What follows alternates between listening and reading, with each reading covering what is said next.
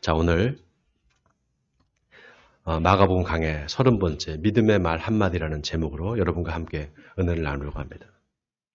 믿음이 없이는 하나님을 기쁘시게 하지 못하나니 하나님께 나아가는 자는 반드시 그가 계신 것과 또한 그가 자기를 찾는 이들에게 상 주신이심을 믿어야 할지니라. 히브리서 11장 6절의 말씀입니다. 믿음이 없이는 하나님을 기쁘시게 하지 못한다. 여러분, 이 말이 무슨 말일까요? 믿음이 있어야만 하나님을 기쁘시게 할 수 있다는 거잖아요. 근데 이 말을 바꿔 말하면 하나님을 기쁘시게 하는 것이 우리 신앙의 이유와 목적이라는 겁니다. 여러분 잘 보세요. 믿음이 없이는 하나님을 기쁘시게 하지 못한다라는 이 말이 거꾸로 바꿔서 말하면 하나님을 기쁘시게 하는 것이 우리 신앙의 목적과 이유가 된다는 거예요. 아니 목사님, 기독교 신앙의 목적이라는 게 죽어서 천국 가는 거 아닙니까? 죽어서 천국 가려고 믿는 거지 뭐 다른 거 있겠습니까? 여러분 어떻게 생각하세요? 죽어서 천국 가는 게 우리 신앙의 목적이라면 이 세상에서의 삶이 다 무가치한 게 될 수 있습니다. 여러분, 이단들이 그렇게 가르쳐요. 이단들이 바로 그렇게 가르칩니다. 이 세상의 삶은 가치가 없고 죽어서 천국 가는 게 목적 아니겠느냐. 그러니까 죽어서 천국 가려고 노력해야 된다. 열심히 교회 생활해야 된다. 이렇게 말합니다. 그러니까 대부분의 이단에 빠진 사람들이 어때요? 가정을 팽개치고 교회만 가 있는 거예요. 왜냐하면 천국 가는 게 목적이기 때문에. 그러면 이 세상의 삶이 어떻게 됩니까? 다 무가치한 게 돼버리는 거예요. 가치 없는 게 돼버리는 겁니다. 그러니까 미래를 위해서 현실을 다 희생시키는 거예요. 그래서 신천지 이단에 빠진 사람들이 여러분 청춘 반환 소송이라는 걸 해요. 청춘 반환 소송. 청춘을 돌려달라는 거예요. 이단한테 빠져서 그 보냈던 시절, 그 시간들, 물질이며 돈이며 그 모든 헌신을 다 돌려달라 이 소송을 내는 겁니다. 근데 그 소송을 낸 원고가 승소를 하느냐? 승소하지 않습니다. 왜냐? 알았으면은 이제 그게 아니라는 걸 알았으면 빨리 나왔어야 되는데 나오지 못하는 거예요. 그만큼 이단의 이 교리가 그만큼 강력합니다. 여기 한번 빠지면 나올 수가 없어요. 여러분, 하나님은 이 세상에서 우리가 행복하게 잘 살기를 원하십니다. 아멘입니까? 현재의 삶이 중요하다 이 말이에요. 그렇지 않습니까? 예수님이 하신 말씀 중에 아주 의미심장한 말씀이 있어요. 혼인잔치에 초대받은 사람들이 신랑과 함께 있을 때 금식하는 걸 봤느냐? 그러나 신랑이 빼앗길 날이 오리니 그때는 금식할 것이니라. 예수님께서 이 말씀하셨어요. 여러분, 이 말이 무슨 말입니까? 이 세상에서의 삶이 신랑이신 예수님과 함께 사는 삶이다 라고 생각한다면 결코 슬퍼하지 말라는 겁니다. 슬퍼할 수 없다라는 거예요. 기쁘고 행복하게 살 수밖에 없다라는 겁니다. 이 세상의 삶이 그만큼 기뻐야 된다는 거예요. 행복해야 된다는 거예요. 예수를 믿으면. 여러분 아멘입니까? 예수님의 이름이 임마누엘이잖아요. 임마누엘. 하나님이 우리와 함께 계신다. 함께 하신다. 여러분 이 말을 어떻게 이해하십니까? 이 말은 실제 우리의 삶에 하나님이 함께 하신다는 걸 우리가 체험하고 느낄 수 있어야 된다 이 말이에요. 열심히 교회를 다니고 기도를 해도 그 사람의 신앙이 현재 그 사람의 삶을 변화시킬 수 없다면 그 무슨 의미가 있겠습니까? 이 말이 무슨 말이냐? 우리 믿음이 실제적이 돼야 된다 이 말이에요. 다시 말해서 체험적이 돼야 된다 이 말입니다. 여러분 우리 인생이 그렇잖아요. 세상 살다 보면은 기쁜 날만 있는 게 아니잖아요. 슬픈 날도 있고요. 가슴 아픈 날도 있고 고통스러운 날도 있습니다. 이거는 누구나 다 마찬가지예요. 예수 믿는 사람뿐만이 아닙니다. 믿지 않는 사람도 마찬가지예요. 믿는 사람, 믿지 않는 사람이 다 고난이 오고 슬픈 일도 있고 기쁜 일도 있고 그렇습니다. 근데 믿는 사람은 뭐가 다르냐? 하나님께서 마음의 평안을 주시는 거예요. 그래서 고난을 이기게 하십니다. 그래서 믿음이 좋은 사람은 담대해요. 이게 바로 믿음의 힘입니다. 자, 그러면 하나님이 우리에게 믿음을 주신 이유가 고난을 이기게 하기 위해서인가? 맞아요. 그런데 그게 하나님 우리에게 믿음을 주시는 궁극적인 이유는 아닙니다. 하나님이 우리한테 믿음을 주신 궁극적인 이유는 하나님을 기쁘시게 하기 위해서예요. 여러분, 이게 중요합니다. 창세기에 보면 하나님이 아담을 창조하신 후에 당신이 창조한 피조물들을 다 아담한테 이끌어 오십니다. 그러니까 아담이 이름을 지어줘요. 코끼리한테 너는 코가 기니까 코끼리야. 이렇게 코끼리라고 이름을 지어줍니다. 사자한테는 너는 용맹하니까 너는 사자라고 해. 다 하나씩 이름을 지어줘요. 하나님이 창조하신 피조물에, 창조물에 다 의미를 부여해 주는 겁니다.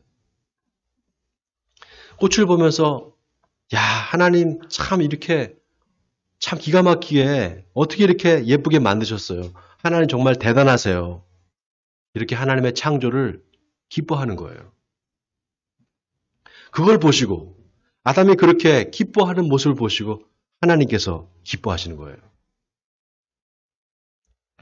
그런 의미에서 히브리서 11장 3절에 믿음으로 모든 세계가 하나님의 말씀으로 지어진 줄을 우리가 아나니 보이는 것은 나타난 것으로 말미암아 된 것이 아니니라. 이 말이 참 의미심장한 말입니다. 모든 세계가 하나님의 말씀으로 지어진 줄을 안다라는 거예요. 어떻게 아느냐? 믿음으로 안다라는 거예요. 믿음이 없으면 알지 못한다는 거죠. 자, 그런데 잘 보세요. 믿음으로 모든 세계가 말씀으로, 바로 로고스로 지어진 줄을 안다 그랬습니다. 자, 믿음과 말씀을 여기서 서로 연결시킵니다. 믿음과 말씀을 연결시키죠? 자, 여러분 생각해 보세요. 말과 언어가 없으면 사물이 있어도 그 사물을 인지할 수가 없어요. 없는 거나 마찬가지입니다. 우리가 어떻게 사물을 알 수 있습니까? 언어가 있으니까 아는 거예요. 말이 있으니까 아는 겁니다. 예를 들어서 여기 컵이 있잖아요. 네? 컵이라는 말이 있으니까 컵인 줄 알지. 어떻게 알겠어요? 이 컵이라는 단어가 없으면, 이 언어가 없으면 모르는 겁니다. 상상도 안 돼요. 컵이라고 하니까 여러분 상상이 되시죠? 머리에. 그게 언어가 갖고 있는 기능입니다. 그래서 하나님께서 인간에게 주신 아주 중요한 선물 두 개가 있는데 하나는 믿음이고 하나는 말과 언어입니다. 또 하나는. 근데 놀랍게도 이 두 개가 서로 연결되어 있어요. 예를 들어서 컵이 처음서부터 컵이냐? 컵이라고 정했기 때문이잖아요. 이걸 컵이라고 하자 이렇게 정했기 때문에 컵인 거잖아요. 컵을 컵이 아니라 병이라고 했으면 이게 병일 거예요. 그죠? 이렇게 믿음과 말씀이 서로 연결되어 있어요. 그래서 어느 한쪽이 없으면 다른 쪽도 없어져 버립니다. 믿음이 없다? 그러면 그 말씀이 이루어질 수가 없어요. 말씀이 없다? 믿을 수가 없습니다. 이 두 개가 아주 밀접하게 연결되어 있습니다.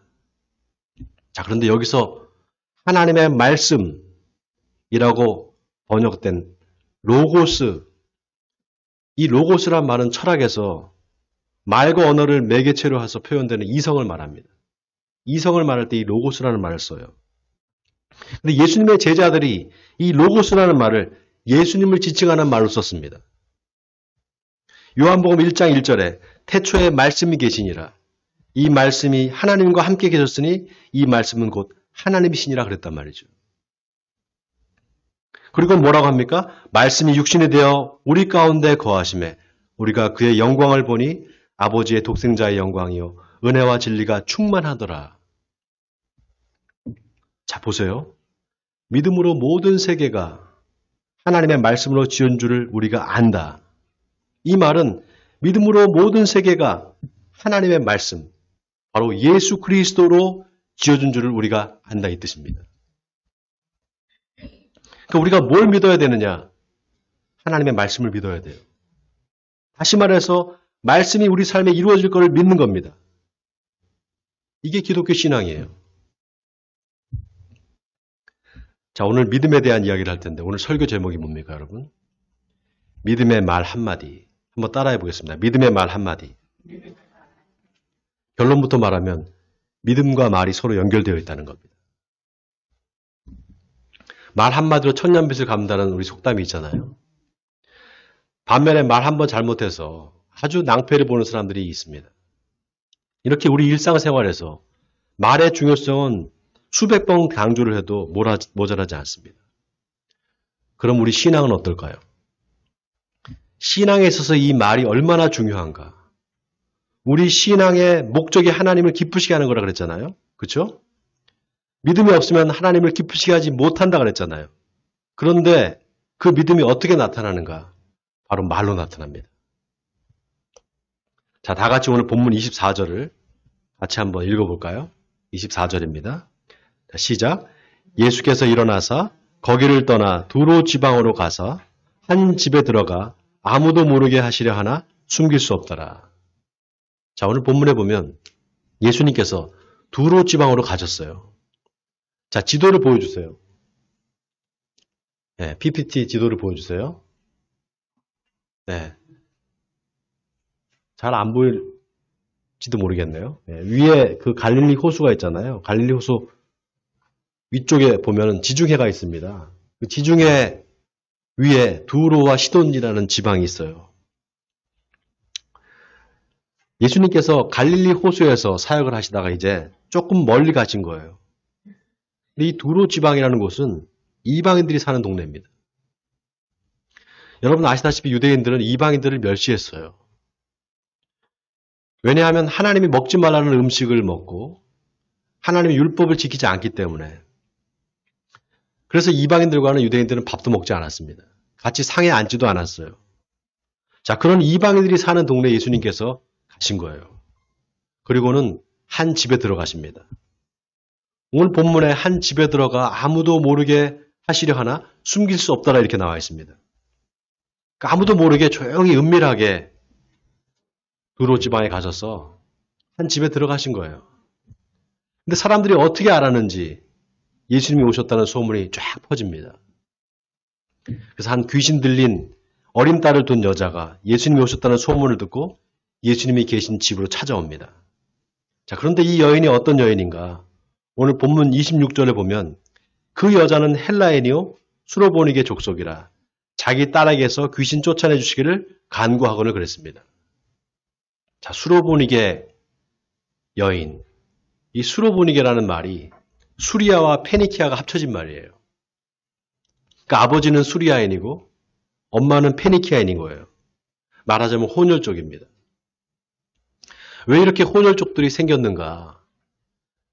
기원전 722년에 북이스라엘이 아시리아에 의해서 멸망을 당합니다. 근데 이 아수르의 정책이 어떤 정책이었냐면 점령한 그 나라들의 사람들을 강제 이주를 시켜서 혼혈족을 만드는 겁니다.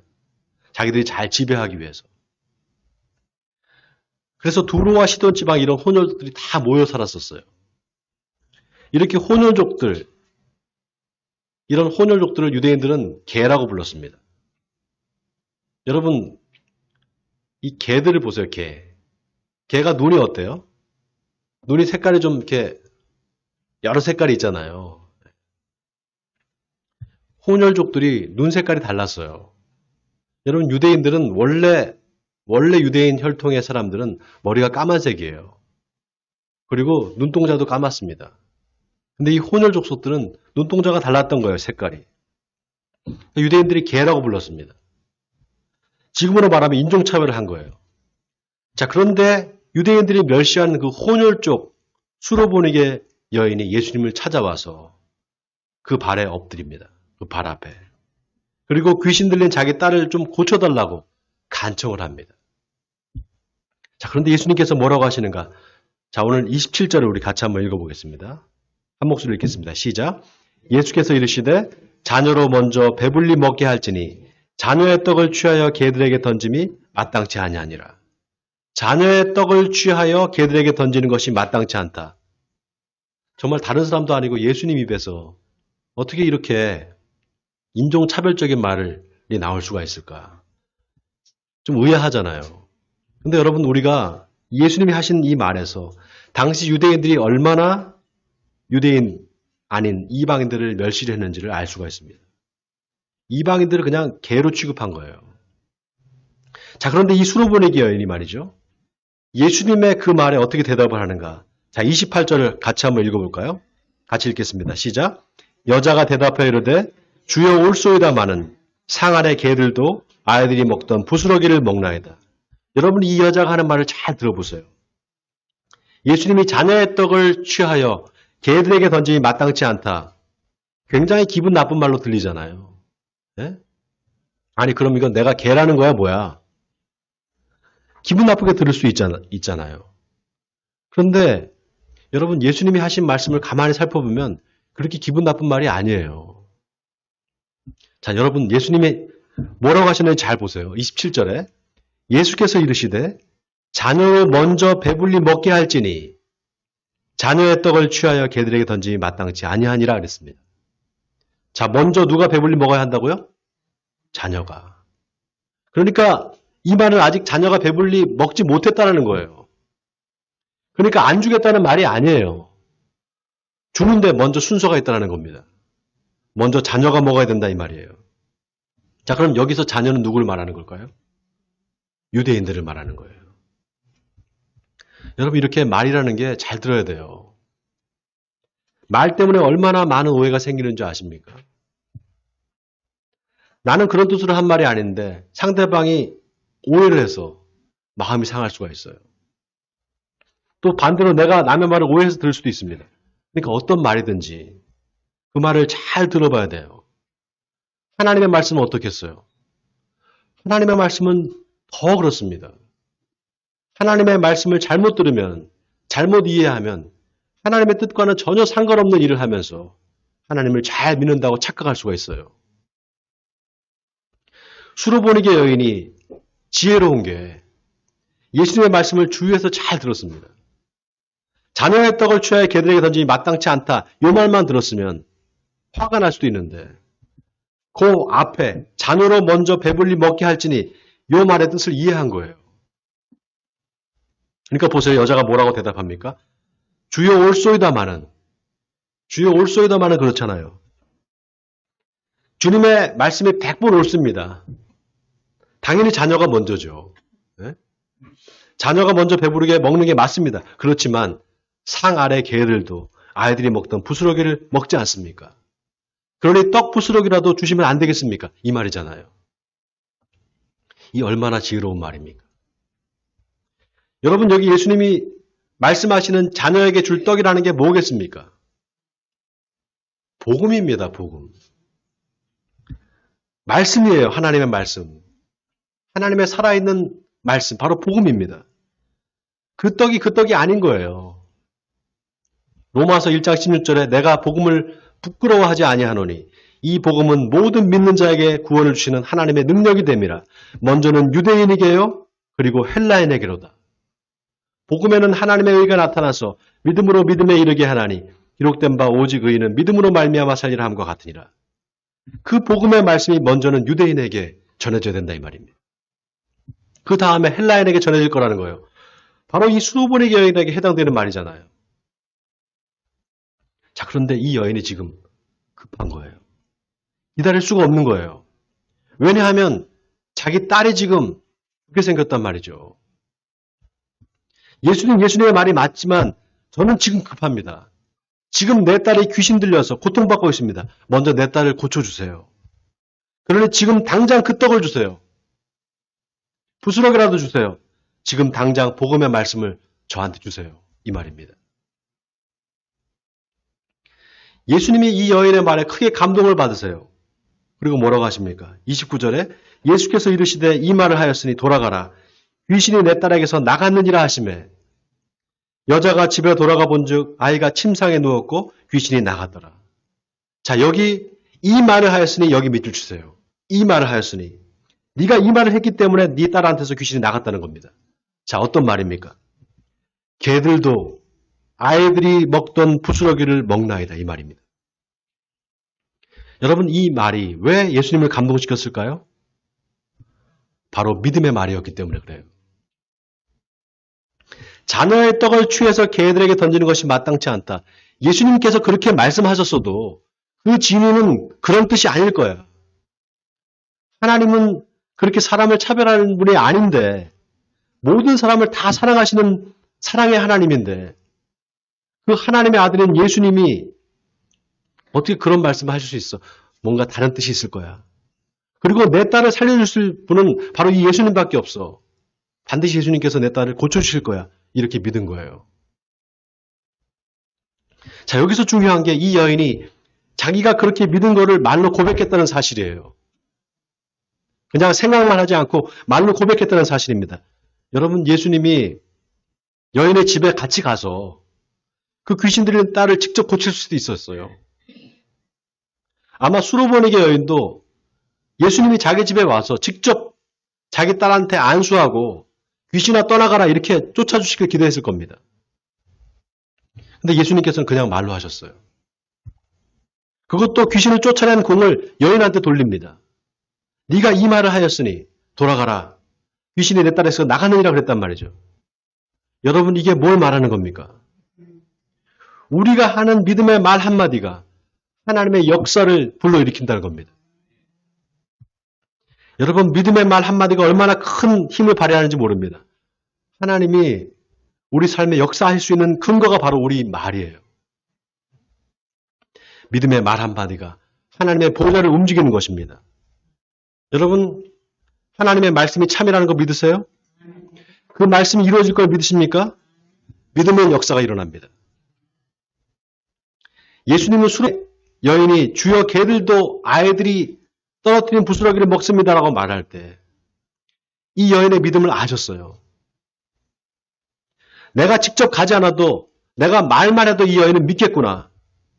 그러니까 가시지 않은 겁니다. 아니 직접 가실 필요도 없었던 거예요. 여러분 하나님을 기쁘시게 하는 믿음은 바로 이런 겁니다. 누가복음 7장에 보면 한 로마의 백부장 이야기가 나옵니다. 백부장의 종이 병에 들어서 죽게 됐는데 예수님의 소문을 듣는 이 백부장이 유대인 장로들을 예수님께 보내서 그 종을 고쳐주시기를 청합니다. 그래서 예수님께서 그 집으로 갑니다. 같이. 그런데 백부장이 이번에는 자기 친구들을 보내서 예수님께 이 말을 전하러 갑니다.